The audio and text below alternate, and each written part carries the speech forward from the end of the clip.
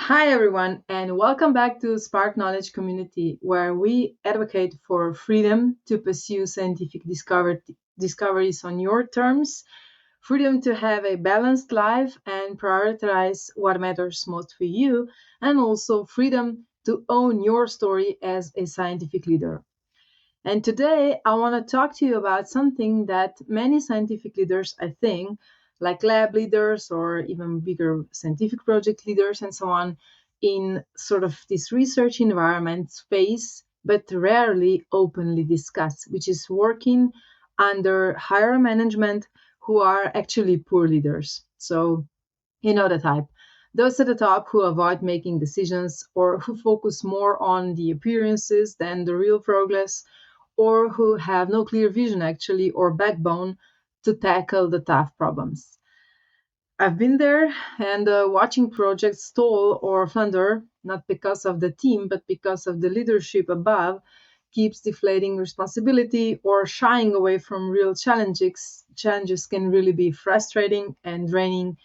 And yeah, some people even leave because they are sort of feeling completely stuck or exhausted. In some organizations, especially large or bureaucratic ones, leadership gets caught sort of in a loop of risk avoidance.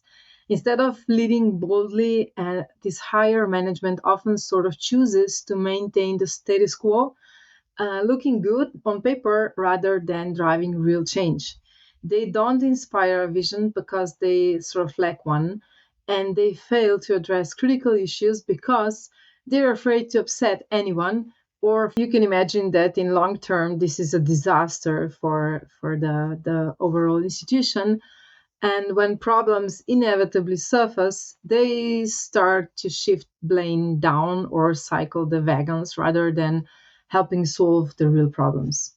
So, if you're a researcher heading a lab or a large project in this sort of environment, you're in a tough spot, and I know that. You're expected to deliver results and keep your team motivated while at the same time dealing with constraints, unclear priorities, and overall lack of meaningful support from the above that you need. You might feel pulled in all the directions at once, tasks with making things work without any authority or resources you need.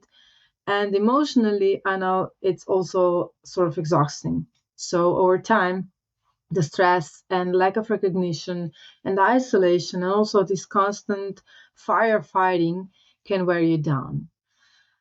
While you can't control those things, there are strategies to help you survive and maybe even thrive in this difficult climate. So let's look into them.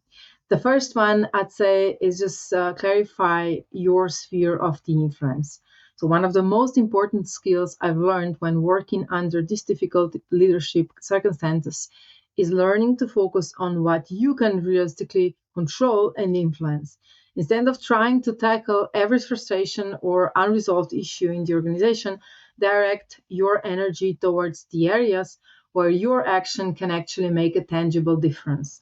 Whether it's leading your team efficiently or improving project delivery or refining how you communicate and motivate others. So, fully accepting that you can't fix every single problem all at once reduces sort of overwhelm and also helps protect your mental and emotional energy.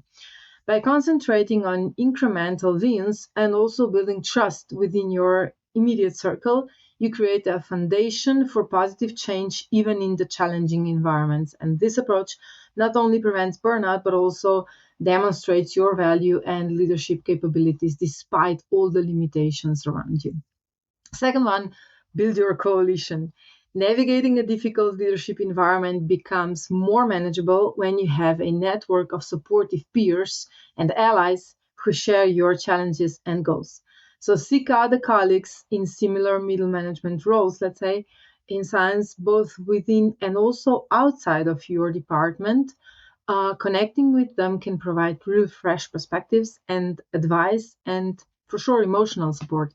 So mentors, especially those with more experience or different vantage points, can help you strategize how to cope with or influence upper management, giving you an insight you might not assess alone. So collaboratively, your coalition can amplify voices, share best practices, and also sometimes advocate for the meaningful change on a broader scale that the individual actually cannot achieve.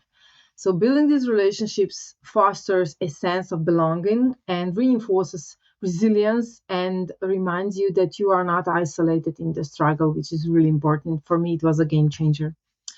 The third one, be transparent and communicate well. So your higher management avoids decisions or has these unclear priorities, and your team relies heavily on you to provide guidance and a sense of stability. So maintaining open and honest communication, even when you don't have all the answers, builds trust within your team and signals that you are committed to navigating challenges together. So share updates on what is known or unknown, acknowledge uncertainties honestly, and invite input from the team to foster engagement and also collective problem solving. Collaborating, even celebrating even small victories amid difficult circumstances helps maintain motivation and morale, showing the team that the progress is sort of possible. So this level of transparency also builds psychological safety, meaning your team members feel safer to share ideas and concerns or even failures without fear of blame, which is crucial for innovation and research and well-being. The fourth one, document and escalate thoughtfully. So keep detailed factual records of the issues impacting your projects or team. That's critical when you're working in the environment where leadership may shy away from the accountability, and document challenges systematically. So keep the dates, decisions made by or delayed, impact on the timelines or the quality, and communication sent or received to create this sort of objective evidence base. When escalation becomes necessary, approach it professionally and constructively by presenting clear data and concrete examples rather than venting frustration or just, assigning blame. This methodological approach reinforces your credibility and makes it harder to dismiss or ignore the problems. So it also builds a clear trait that can help protect your team and yourself, ensuring that serious issues receive appropriate attention at higher levels and also demonstrating that your concerns are rooted in sort of measurable impacts rather than speculation. The fifth one, focus on developing your own leadership skills. So, experiencing ineffective leadership above you can be tough but valuable sort of opportunity to grow your own leadership skills in ways that you might not have otherwise. So, don't resemble, try to find other sources and use the challenges you face to strengthen your resilience. So, learn how to stay steady and effective even when conditions are far from ideal.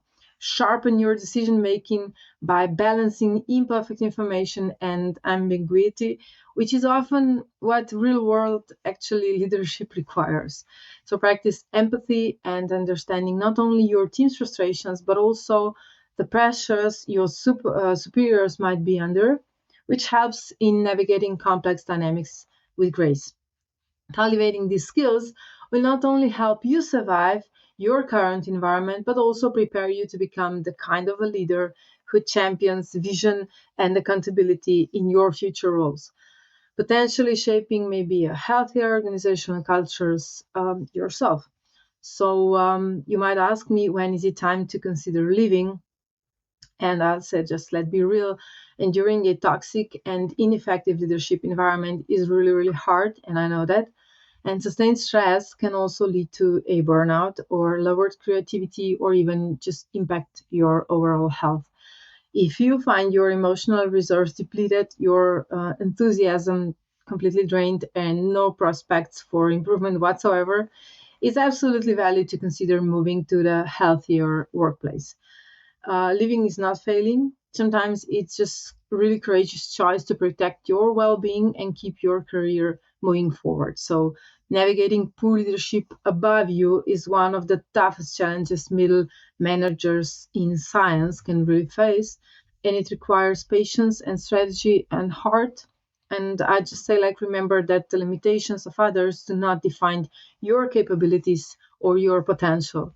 So lead with integrity in your sphere, find support where you can, and take care of yourself. Sometimes thriving in science means knowing when to stand firm and when to seek greener pastures sometimes. So thank you for listening. If this message resonates, please share your thoughts or experiences. I'm reading everything you send. I'm really glad that you are responding, and here's to leading with courage. And even, sometimes when the road gets tough.